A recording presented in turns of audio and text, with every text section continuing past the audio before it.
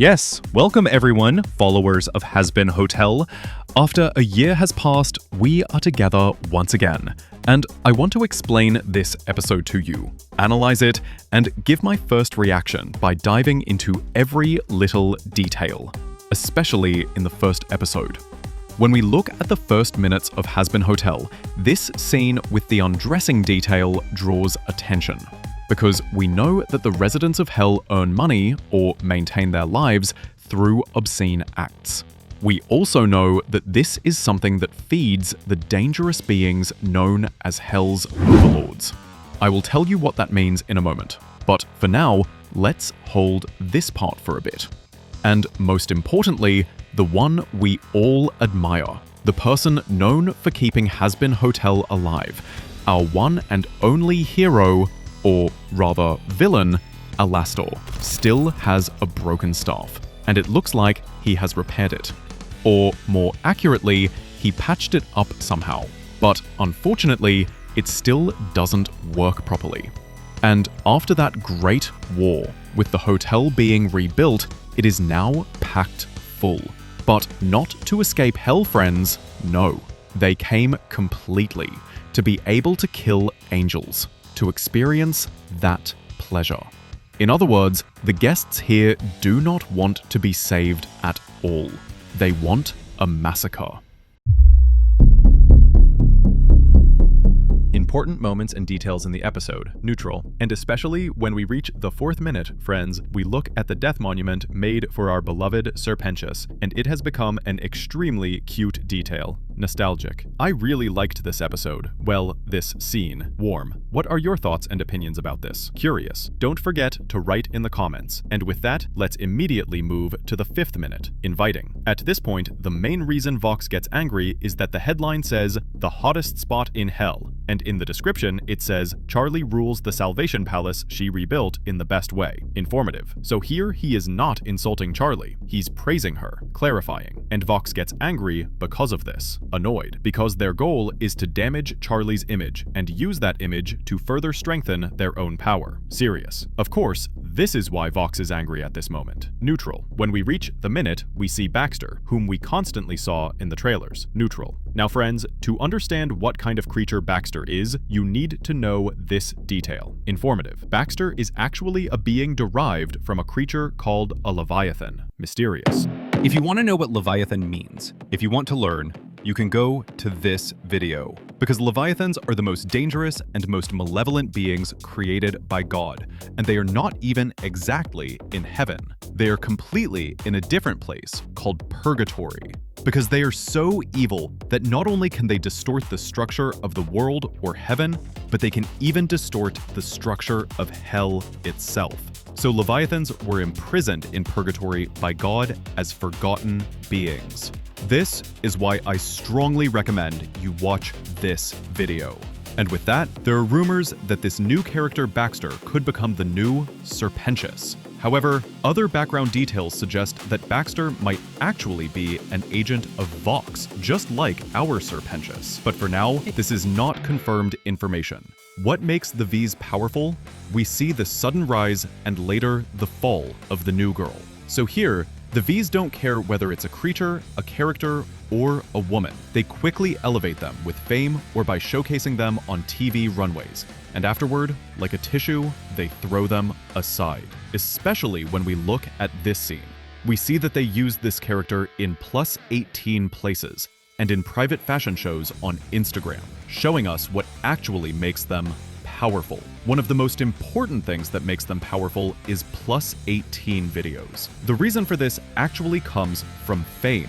In the same way, here we see the fashion that Velvet runs. So actually, fashion +18 plus fame gain, and especially the path to becoming the center of public attention, combined with Vox's screen, being able to show all this to people is one of the main factors that make the V's powerful. So what makes the V's powerful are simply videos, fashion, fame, and the desire to be admired. Completely, the foundation of this trio is built on these things. Let me give you another detail. For Vox to be powerful, he actually needs Valentino and Velvet. Because why? You have to show something on the screen. One of these could be Instagram. It could be +18 videos. It could be obscene photos of a woman. Or it could be any outfit related to fashion, any interest, or anything else you can think of that needs to be shown. So what makes Vox Vox are Valvet and Valentino? Let's continue the video by giving this detail. Of course, the V's make plans to throw the girl aside. Because why?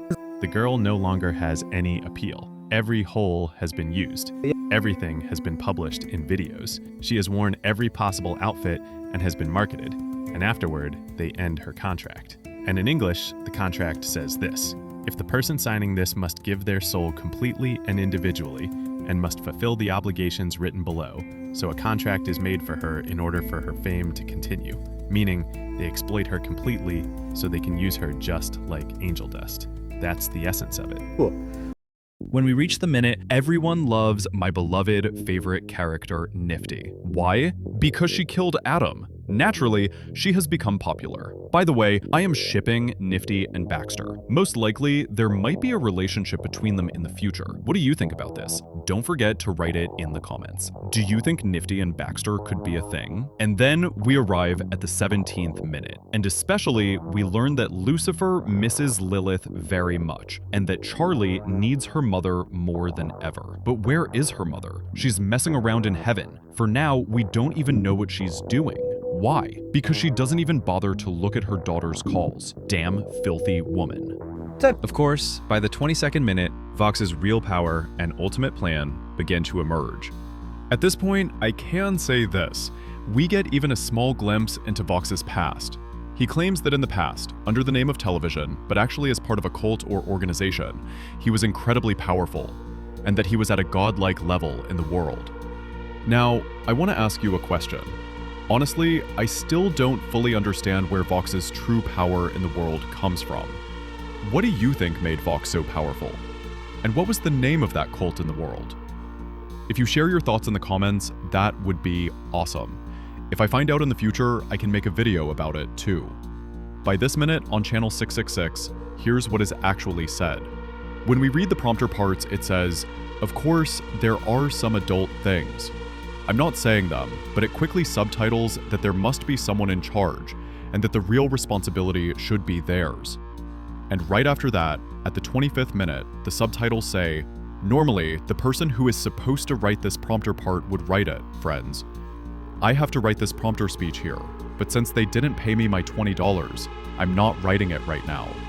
So basically, he's saying that the V's didn't pay him. But still, look at these powerful V's. In the very next scene, what do? The V's set up something like a soup kitchen. We see them serving food to the poor, to creatures who lost their families in the ruins of the destroyed hotel. It looks like they're doing a good deed for them. But in the background, Vox hasn't even paid the prompter. I think this is a tragicomic and interesting detail. Episode conclusion. And finally, we reach the scene where everything comes together, at the 25th minute. At this point, Emily arrives and specifically says that Serpentius is in heaven, and that he doesn't care about anything, but that he has closed the gates of heaven, giving a hint that a great battle may be approaching. Meanwhile, Charlie watches frozen. But here's the thing. Those who watch the second episode will understand that when the shield is lowered, Charlie is actually about to fall into depression in a room. And Emily's arrival at that moment is proof that the second episode is perfectly synchronized with that moment. What does this mean? While we are watching Charlie and Vaggy's final conversation in the last scene, in the second episode, Sarah and the others are building a shield in heaven, and they are completely unaware of all this, and these timelines are happening simultaneously. And thus, all the analysis and details of the entire episode are as such, friends. Don't worry, many more videos will come, because the Hazbin Hotel universe is very vast, and as always, I will make tons of videos for you. If you've watched this far, it means you liked the video. You can subscribe to my channel, like the video, and most importantly, join my Discord server for theories. Stay tuned for more videos. I'm Masal Jadede. See you in another video. Take care of yourself. Goodbye.